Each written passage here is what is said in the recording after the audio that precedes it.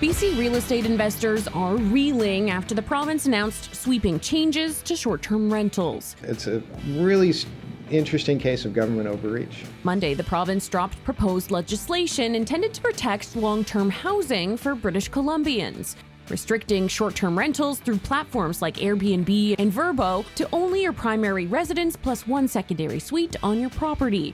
The legislation effectively eliminates investors like David Langlois, who owns a condo he's operated as a short-term rental for the last 15 years. Welcome back to This is VANCOLOUR.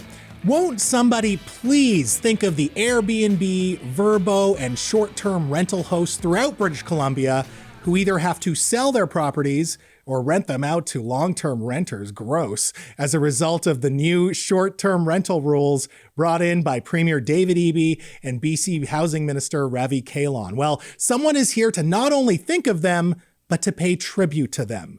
She's the host of the Angela Valiant Show weekday mornings on Sonic Radio. That's 104.9 FM in Vancouver, or stream it online at sonicradio.ca. One of the most talented people in the business. She's back. She is Angela Valiant. Oh my God, thank you. Hi. Angela, hi. Nice to see you. Nice to see you too. Thanks for dressing up for the occasion. Your best sweats. I like to really show off when I'm on VANCOLOUR. I appreciate it. I do feel like, and I'll let it pass because I feel like you probably had a great Halloween costume. Oh, I did. It was even more casual than this. Oh, really? Yeah, I went as a virtue signaler this year. Okay. What does that costume look like? The costume is just your regular clothes, just everyday clothes. Okay. But the key is you have to go up to everybody else in their costumes and say, wow, that's really problematic. And then if you have the audacity to ask me why it's problematic, I say, you can't put that emotional labor on me. You need to do the work, Ghostface Killer. You need to do the work. That's great. You must have been a lot of fun at your Halloween party. I'm uninvited to the party. You're not coming anymore. I won't be invited anymore. That sounds like an incredibly scary and obnoxious costume. No, you know what's really scary, Mo, and it's why we're here today. Yeah. It's the absolute fear that is struck in the hearts of Airbnb hosts everywhere. I know. All these new rules. The terror that they're living with, knowing the impending doom that faces them. Their profits? Oh my gosh. I know. I feel profits. Bad. What are they going to do with these pieces of real estate in their portfolio? All these homes. I know. You know? I mean, it would be nice if, do you think they'd let us rent them? No.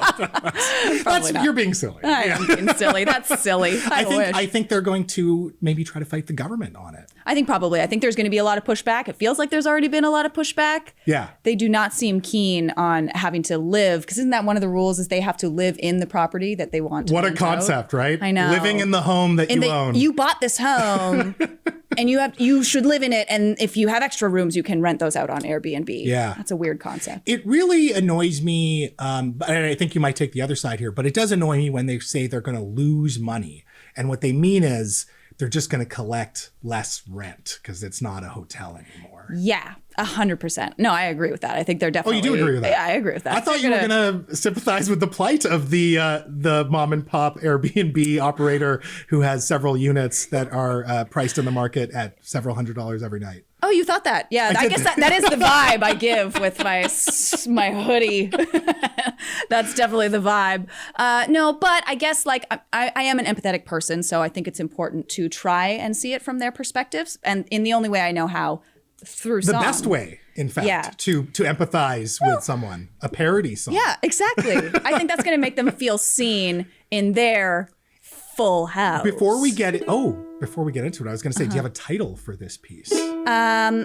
Everywhere You Book, I suppose, would be... Yeah, that's perfect. The title. Do you want to take it away? Okay. I'm going to try to help. I'm going to try not to screw it up. I'll try to help. I'm excited. I'm going to try not to screw it up. We'll see what happens. All right, let's do it.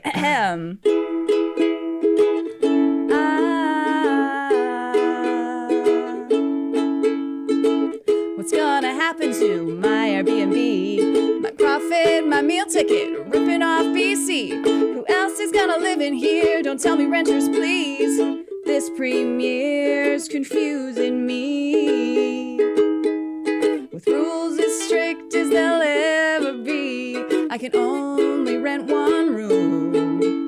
And a little voice through the shared wall whispers, host, don't count your